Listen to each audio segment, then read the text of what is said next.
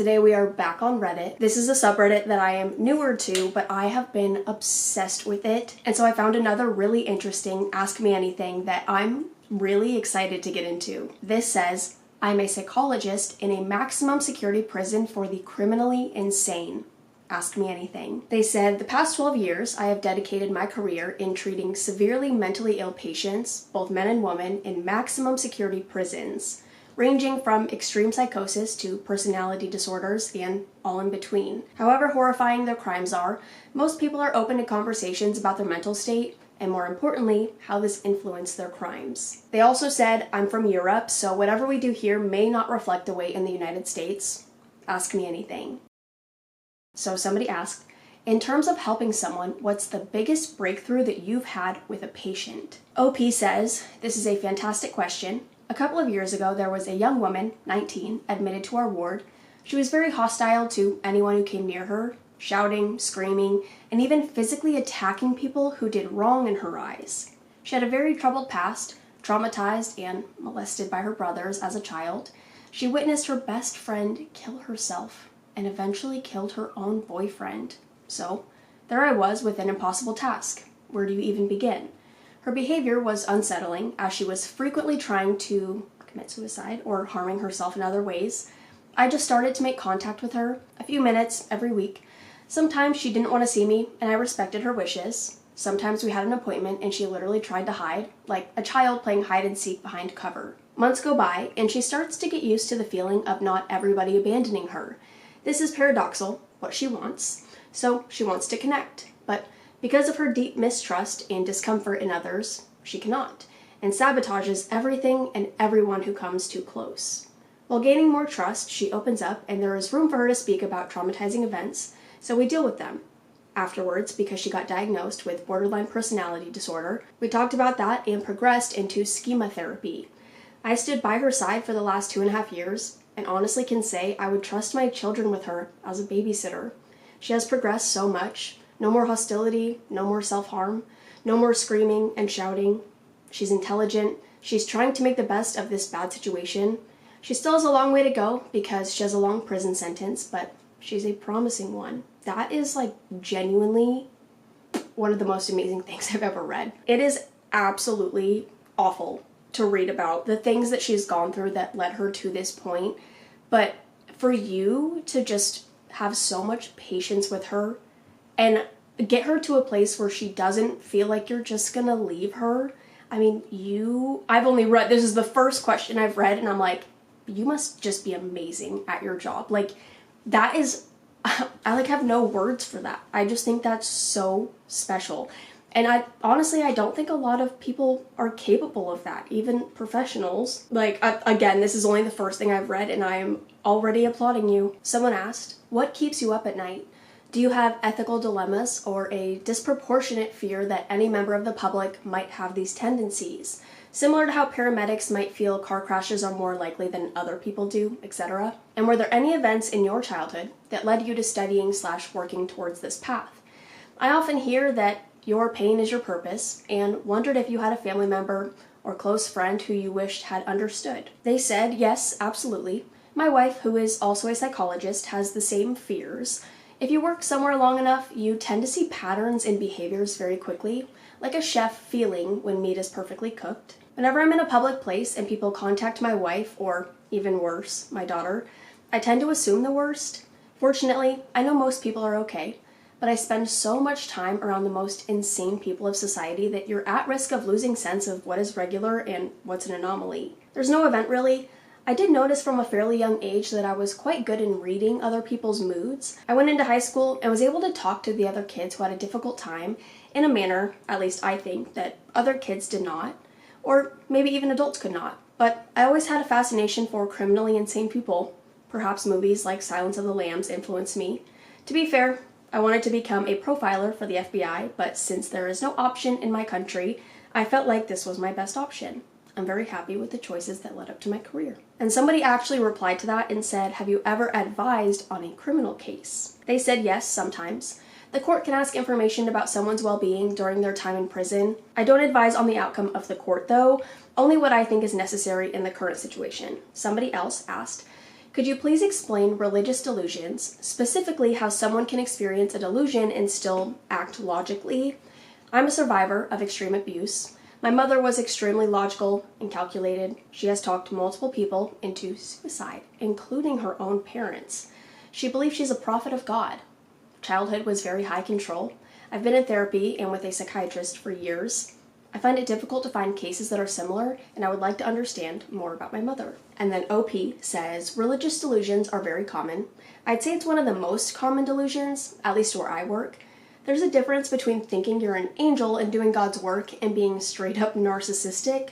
What you mostly see with the people who are delusional is that it takes over their life.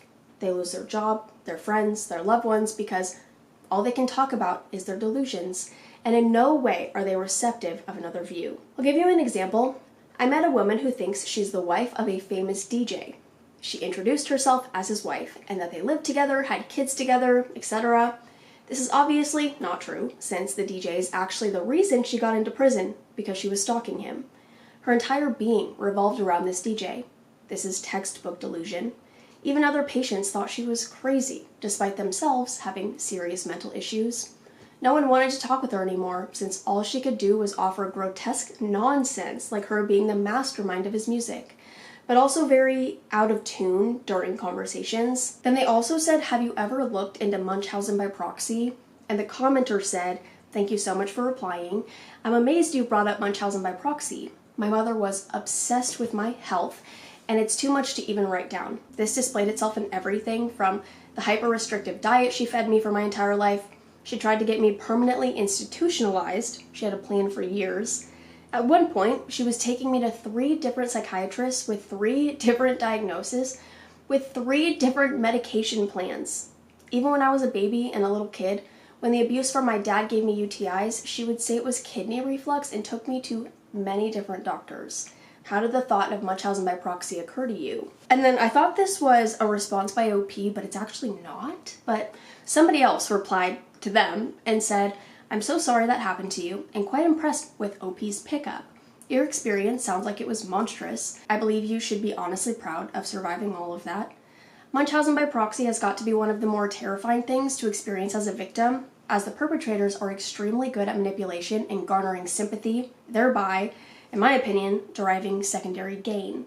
Definitely a valid term. I had an adolescent patient transferred from a very good outside hospital to our academic center where I was a resident. She had paralysis, orthorexia, and described bubbles that would swell up in her pelvis and stool would come out in her urine.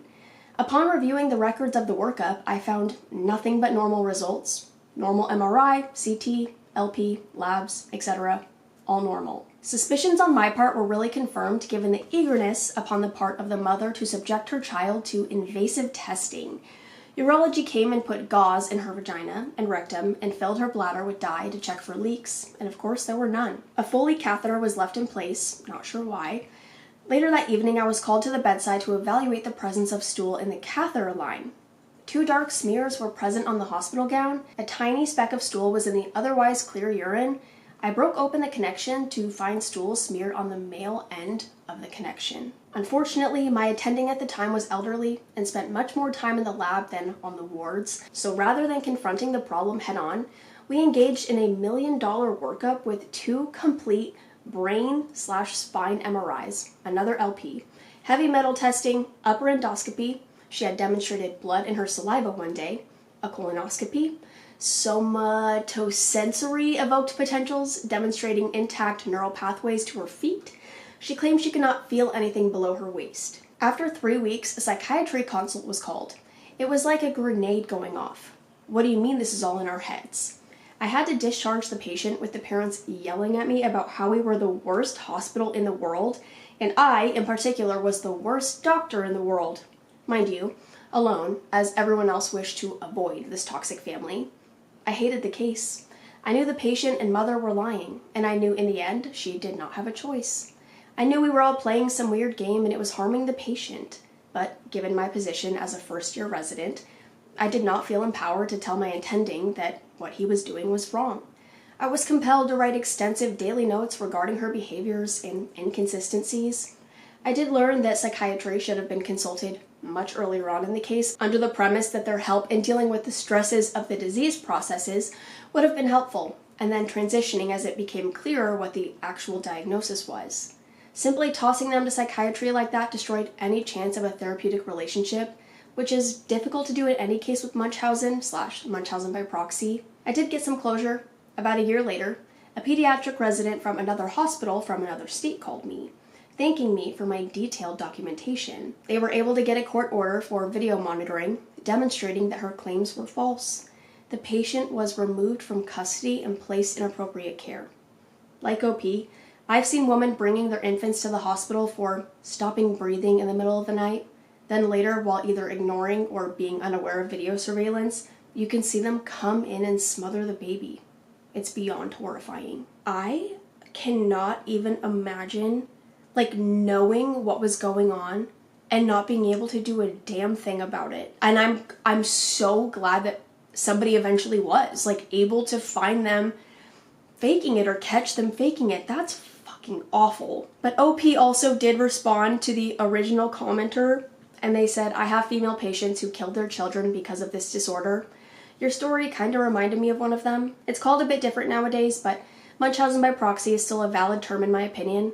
It's terrible, because from the outside it looks like they're trying to help, and as a child, you are dependent in every aspect. Damn, that's horrific. Another question, what mental factors play into a diagnosed psychopath/sociopath not being able to rationally discern that a crime they commit, seemingly from an urge, possesses the chance of getting caught and convicted? I know the feeling of being bored and an urge to feel something more that can cause people to commit crimes, but wouldn't thinking selfishly ensure that they would weigh out the consequences and decide that it's not worth it? And OP replied, because, in contrast to what most people think, they're stupid. They do first and think afterwards. A psychopath is no official diagnosis, but when it was in the past, intelligence was not a part of the construct. That means that even someone with a mental disability can be a psychopath if he checks enough symptoms for a diagnosis. There are, of course, those who think they can outsmart others. Instead of being impulsive, they plan.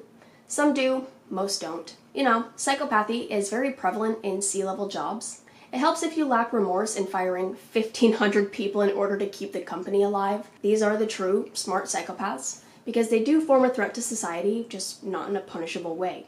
That's fucking insane. Okay, then somebody else asked, do the prisoners ever attempt to engage you in inappropriate actions? I'm a man, so other men not so much, but you do sometimes get unwanted affection from female patients. There's a funny story. There was another female patient who I was not treating, but as you walk through prison, people tend to know each other. It's like a small village. At one point, a couple years ago, in December, I received a Christmas card at my office. Quite innocent, just wishing me happy holidays. I didn't respond to it, but I acknowledged the card, and when I saw her, I tried to make a joke about it. 2 weeks later, I received something I could easily describe as a manifesto with a declaration of love from this woman. 12 pages written about our life together, our children. It was hilarious, actually. But she added something to the last page, a drawing of her lady parts, stating that since she has no way of showing herself digitally, this was as close as she could come, like some form of persuasion. We did talk about it, but since she was just a delusional woman, that did not really work. Eventually, she got transferred to another place. What is the worst crime someone committed that you treated, and has there been times where you felt someone was justified for committing a crime? These are 2 questions, so I will answer them separately. 1. The worst crime is subjective. I was never too sensitive to any type of crime. However, since I have children, all crimes regarding a child that has any similarities with my daughter makes me sympathize more with victims. There was a man that I did not treat, but a coworker did, and she used to tell me stories about how he enjoyed all the stuff he did to the girl. I was glad that it wasn't me that had to hear these stories in first person. 2. There was a woman who killed her husband with a hammer. She hit him in the head 7 times as he was trying to hurt her. He and her alike were drug addicts. But since there was a police record of intimate partner violence from him towards her, I tend to believe her story. It's just not proven in court that she was trying to protect herself from life-threatening danger. That's why she still got a prison sentence. It was mild though, just a couple of years, since the judge obviously took in consideration the record of domestic violence. Someone said, what was the scariest thing a patient has said to you? Scary, I'm not so sure, but being a psychologist, you have patient confidentiality. This means that they can tell me whatever they want to tell me, and I cannot speak to anyone about it unless they A, intend to harm others, or B, intend to harm themselves. I have had patients confessing crimes that are unsolved, or for which other people got a prison sentence. It's kind of unsettling because every year the Ministry of Justice hands out this thing called Cold Case Calendar, and on one of those pages, there's a woman who disappeared roughly 25 years ago and was never found. A patient I used to have in treatment confessed that he murdered her. And every year I look at this calendar and feel bad for relatives who still don't know what happened.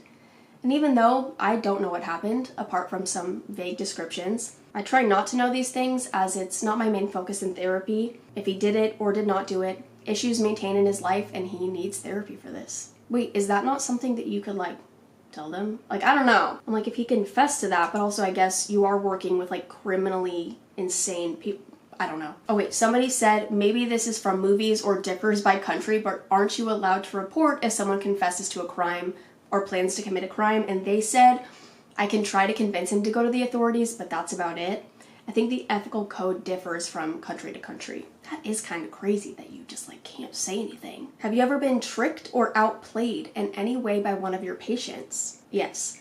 There was a woman whom, when I gave her therapy, was very open and reflective of her behavior. I know from staff members that she was a pain in the ass, and that they had a feeling that she was up to no good and manipulated other patients.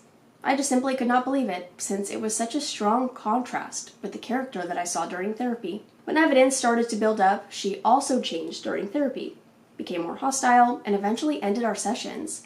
Turns out she was running some operation from inside of the prison.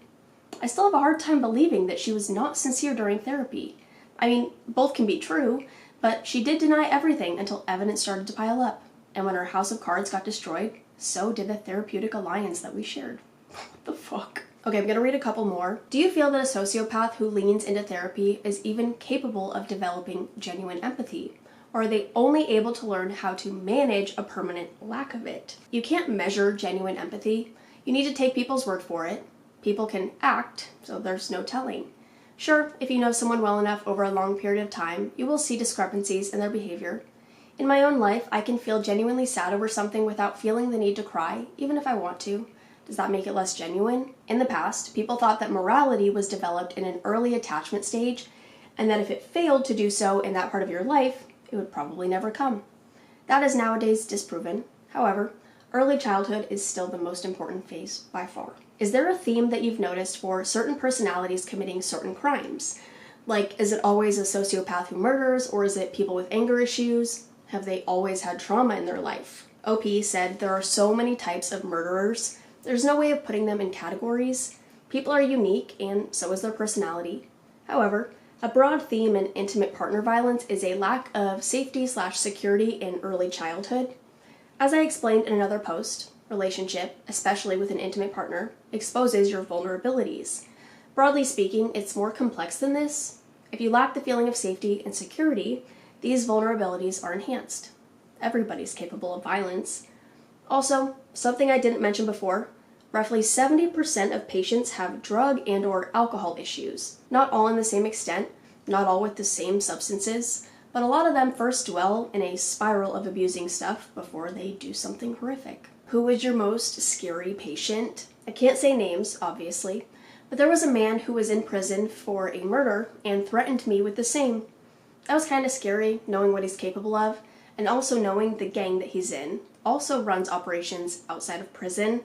That was a long time ago though, and I'm still alive, so I hope he forgot. That's crazy. Hope he forgot. Okay, this is the last one I'm gonna read because I can't stop and I need to force myself to stop. Do you think someone who committed a heinous crime, like SA or murder, could recover to the point of returning to society? They said yes, and they do, with or without therapy.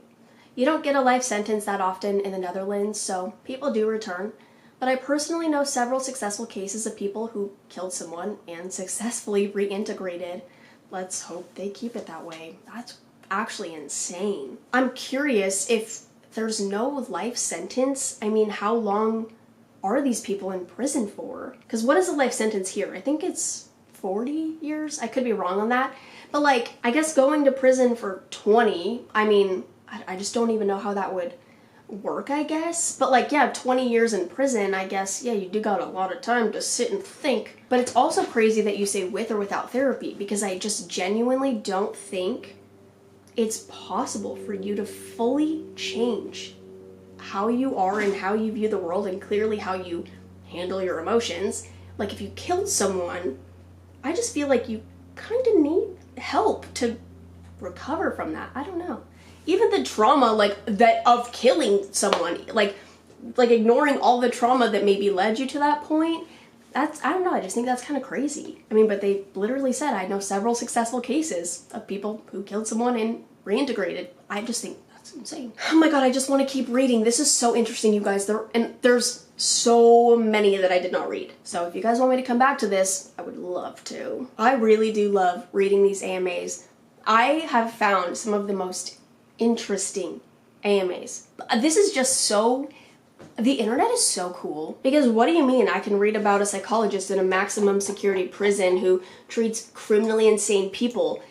What do you mean I can just read the responses to whatever questions people can think of? But that is all I have for now. I hope you guys enjoyed. If you guys have any scary, interesting, crazy stories that you want to share with me and the community, I will have my subreddit linked down below. It can be about stalkers, going to prison, it can be about ghosts. I don't really care. If you have any stories that you want to share with us, we'd love to read them. I'm gonna go. I love you guys so much, and I will see you in the next one. Bye.